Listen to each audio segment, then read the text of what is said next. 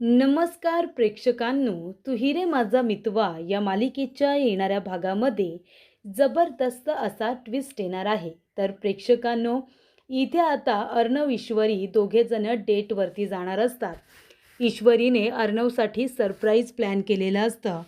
इथे आता एका हॉटेलमध्ये तिने अर्णवसाठी टेबल बुक करून ठेवलेलं असतं आणि त्याचबरोबर त्याला प्रपोज करण्यासाठी संपूर्ण तयारीसुद्धा केलेली असते.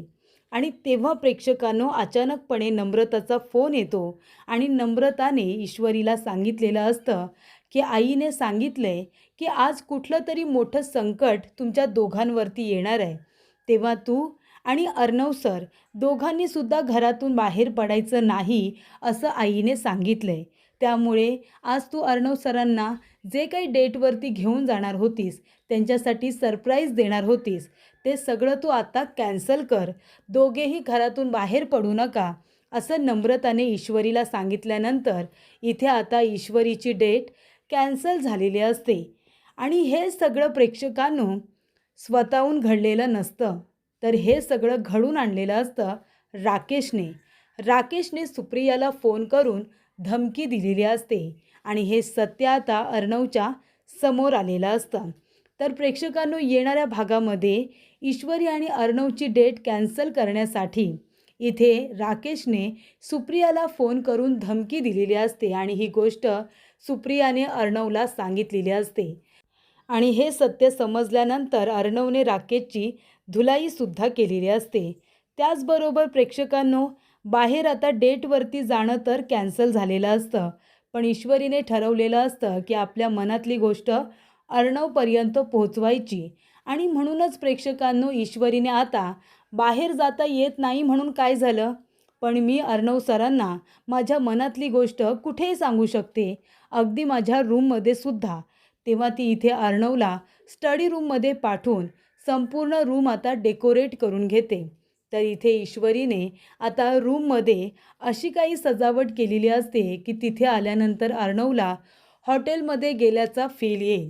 तर इथे अर्णवच्या आवडीचं जेवण तिने घरीच तयार केलेलं असतं आणि त्याचबरोबर संपूर्ण रूममध्ये एक रोमॅन्टिक वातावरण तिने तयार करून ठेवलेलं असतं. तेव्हा प्रेक्षकांनो, इथे आता ईश्वरीने अर्णवला खूप छान असं सरप्राईज देत, आपल्या प्रेमाची कबुली देत, प्रेमाने मिठी मारलेली असते. आणि आपल्या मनातली गोष्ट अर्णवला सांगितल्यानंतर दोघेजणं खऱ्या अर्थाने एकत्र आलेले असतात आणि आता दोघेही जण आपल्याला रोमॅन्टिक झालेले दिसतात. आणि अशा पद्धतीने प्रेक्षकांनो, इथे आता दोघांनी आपल्या नवीन आयुष्याला सुरुवात केलेली असते. तर येणाऱ्या भागामध्ये कशा पद्धतीने या गोष्टी पुढे घडत जातात आपण सविस्तरपणे बघूया. तर प्रेक्षकांनो, आपण बघितलं ईश्वरीचा वाढदिवस दणक्यात साजरा करण्यासाठी अर्णवने तिला खूप मोठं सरप्राईज दिलेलं असतं. त्यानंतर सगळ्यांनी गिफ्ट दिलेले असतात. तेव्हा अर्णवने ईश्वरीसाठी स्वतः डिझाईन केलेला ड्रेस तिला आता सरप्राईज म्हणून दिलेला असतो. पण हे आता राकेशला आणि लावण्याला मान्य नसतं. तेव्हा राकेश लावण्या दोघेजण मिळून अर्णवने ईश्वरीला गिफ्ट केलेला ड्रेस गायब करतात आणि राकेश तो ड्रेस जाळूनसुद्धा टाकतो, पूर्णपणे जळून खाक होतो. पण हे सगळं करत असताना वल्लरीचा प्लॅन मात्र राकेशमुळे फ्लॉप झालेला असतो. कारण वल्लरीने सुप्रिया आणि रमाकांत काकांचे फोटो जे असतात ते त्या ड्रेसमध्ये ठेवलेले असतात आणि राकेशने त्या फोटो सकटच तो ड्रेस संपूर्णपणे जाळून खाक केलेला असतो. त्यानंतर प्रेक्षकांनो, इथे आता ईश्वरीला त्या बॉक्समध्ये छोटासा वन पीस ठेवलेला असतो. ईश्वरी म्हणते, अर्णव सर, तुम्ही हा ड्रेस माझ्यासाठी डिझाईन केला आहे, याच्यामध्ये डिझाईन करण्यासारखं काय आहे तरी काय? तेव्हा ती म्हणत असते की याच्यापेक्षा तर हात पुसण्याचा नॅपकिन मोठा असतो, हा घालून यायचं आहे मी तुमच्याबरोबर. माझ्याबद्दल लोक काय विचार करतील? लग्नाच्या आधी तुम्ही मला कधी असे कपडे घातलेलं बघितलं आहे का? तेव्हा अर्णव म्हणतो, मी सिंदूर, हे कपडे मी डिझाईन केलेले नाही आहेत. तुला माहिती नाही आहे का, मी तुझ्यासाठी ट्रेडिशनल आउटफिट डिझाईन केला होता. ट्रेडिशनल खूपच सुंदर होता. हे ते कपडे नाही आहेत. प्रोडक्शन करून नक्कीच काहीतरी गडबड झाले आणि हे कपडे इथे आलेत. ईश्वरी म्हणते, सर, स्वतः चूक करून त्यांच्यावरती ती ढकलू नका. मला माहिती आहे हे तुमचंच कारस्थान आहे. अर्णव म्हणतो, नाही मी सिंदूर, हे ते कपडे नाहीच आहेत. तेव्हा ईश्वरी म्हणते, आता मी काय करू? कुठले कपडे घालू मी?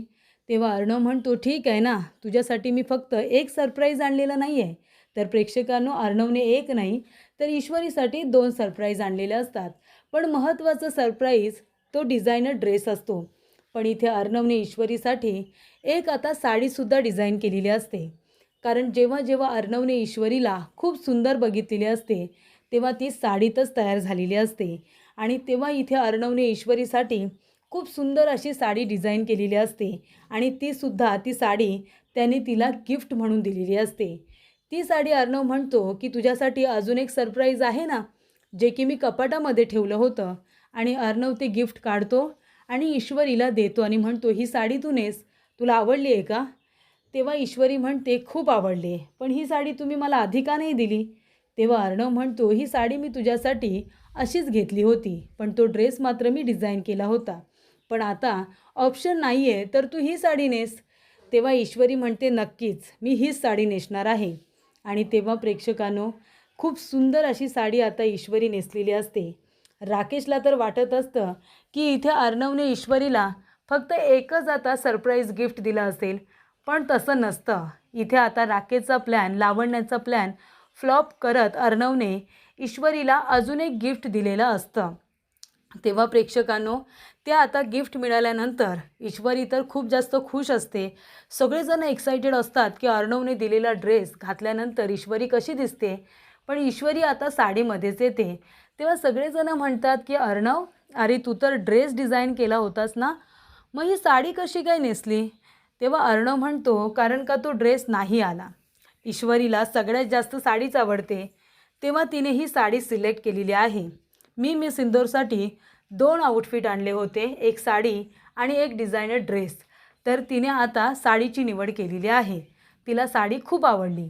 तेव्हा प्रेक्षकांनो, ईश्वरी म्हणते, ही साडी अर्णव सरांनी माझ्यासाठी डिझाईन केली. माझ्यासाठी एक नाही तर 2 सरप्राईज गिफ्ट होते. तेव्हा इथे राकेश तोंडावरतीच पडतो.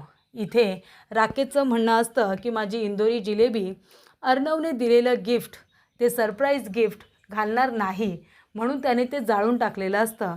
पण प्रेक्षकांनो, अर्णवने शेवटीला साडी गिफ्ट केलेली असतेच आणि तीच ईश्वरी नेसून आलेली असते. पण इथे आता ईश्वरी अर्णव दोघेजणं डेटवरती जाणार असतात. ईश्वरी अर्णवसाठी छान असं सरप्राईज प्लॅन करते. पण प्रेक्षकांनो, बाहेर पडतानाच इथे आता नम्रताचा फोन येतो. ईश्वरी इतकी सुंदर दिसत असते की अर्णव तिच्याकडे बघून पूर्णपणे फ्लॅट झालेला असतो. राकेशची तर नजर 1 मिनिटसुद्धा इकडे तिकडे हटत नसते. अंजली भरभरून कौतुक करत असते ईश्वरीच्या दिसण्याचं. आणि तेवढ्यातच प्रेक्षकांनो, अंजली म्हणते, जा जा, तुम्ही दोघेजण आता बाहेर जाणे छान एन्जॉय करा हां. तेव्हाच इथे नम्रताचा कॉल आल्यानंतर सगळ्या प्लॅनची माती होते. कारण प्रेक्षकांनो, इथे आता नम्रता म्हणते की इशू, आईने सांगितलं आहे तुम्ही दोघेजणं बाहेर पडायचं नाही, तुमच्यावरती खूप मोठं संकट येणार आहे, तेव्हा तुम्ही दोघेही घरातून बाहेर नका पडू. तेव्हा इथे ईश्वरी म्हणते, पण का ताई, मला तर अर्णव सरांना सरप्राईज द्यायचं आहे ना. तेव्हा नम्रता म्हणते, इशू अगं नंतर कधीतरी दे, पण आता बाहेर पडू नकोस हा, आईने मला तुला निरोप द्यायला सांगितले. तेव्हा प्रेक्षकांनो, इशू खूपच जास्त नाराज होते. अर्णव म्हणतच, तुम्ही सिंदोर, आपण निघूया ना, आपल्याला उशीर होतोय. तेव्हा ईश्वरी म्हणते, सर आपण निघणार होतो, पण आत्ताच आईचा फोन आला होता. ती म्हणाली की आत्ताची वेळ चांगली नाही आहे, तुम्ही दोघेही घरातून बाहेर जाऊ नका. तेव्हा आपल्याला आता त्या ठिकाणी नाही जाता येणार. आत्ताच नमुताईचा फोन आला होता. तेव्हा प्रेक्षकांनो, अर्णव खूपच जास्त नाराज होतो. तेव्हा इथे ईश्वरी म्हणते, ठीक आहे, आपण नंतर कधीतरी जाऊ सर, खरंच खूप सॉरी. तेव्हा अर्णव म्हणतो, काही हरकत नाही आहे, मी स्टडीमध्ये आहे, मी माझं काम करतो आहे. तेव्हा प्रेक्षकांनो, अर्णव आता स्टडी रूममध्ये आपलं काम करण्यासाठी गेलेला असतो. तेव्हा राकेशला खूप आनंद होतो की चला, फायनली इथे आता माझा प्लॅन सक्सेसफुल झालेला आहे. त्यानंतर ईश्वरी अर्णव काही बाहेर जात नाही.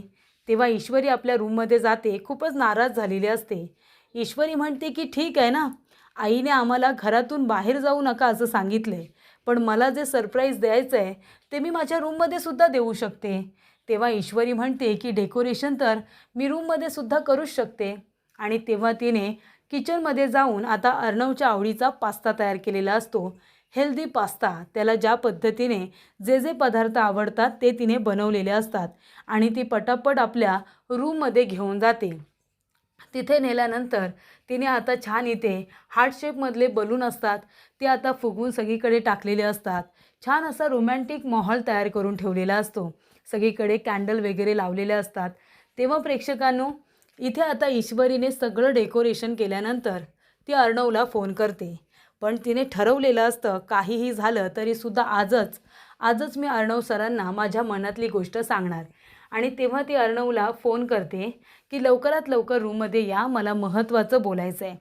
तेव्हा इथे अर्णव आता रूममध्ये येतो. दरवाजा उघडून बघतो तर काय, पूर्ण रूममध्ये कॅन्डल लावलेले असतात आणि इथे वातावरण पूर्णपणे रोमॅन्टिक असतं. तेव्हा ईश्वरी म्हणते, मी सिंदूर कुठे आहेस तू आणि हे सगळं काय आहे? तेव्हा ईश्वरी म्हणते, सर तुम्हाला सरप्राईज हे खूप छान द्यायचं होतं, पण आता आपल्याला बाहेर जाता आलं नाही, म्हणून मी विचार केला की आपल्या रूममध्येच तुम्हाला सरप्राईज देते, तुमची काही हरकत नसेल तर. अर्णव म्हणतो, अजिबात नाही, माझी तर काही हरकत नाही आहे. तुला तर माहिती आहे ना, तू माझ्यासाठी काहीही केलंस तरी मला आवडतं. तेव्हा ईश्वरी म्हणते, ठीक आहे. तेव्हा इथे ईश्वरी अर्णवला गुलाबाचं फूल देते. त्याच्यानंतर म्हणते, सर बसा प्लीज. आणि ती म्हणते की तुम्हाला आवडतं ना, ते तुमच्यासाठी मी बनवलेलं आहे स्वतःच्या हाताने. आणि ती त्याला आता पास्ता देते आणि म्हणते, सर खाऊन बघा कसं झालं आहे. तेव्हा इथे पास्ता खाल्ल्यानंतर अर्णवला तो खूपच जास्त आवडतो.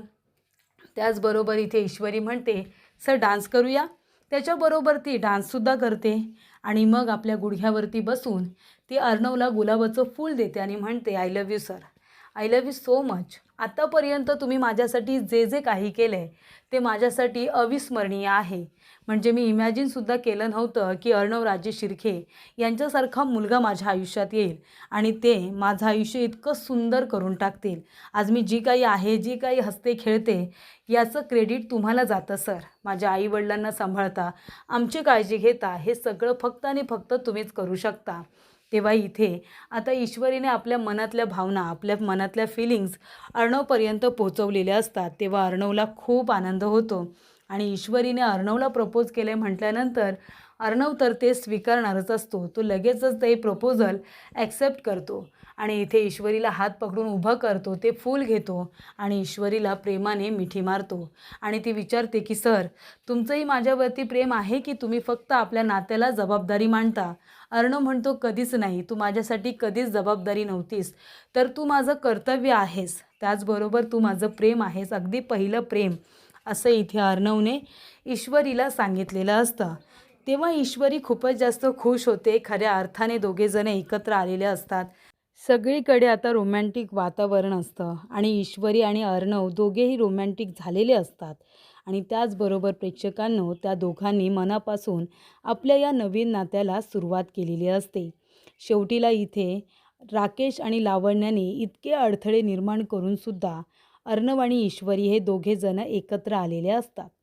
तेव्हा प्रेक्षकांनो, इथे आता यांची डेट कॅन्सल का बरं झाली?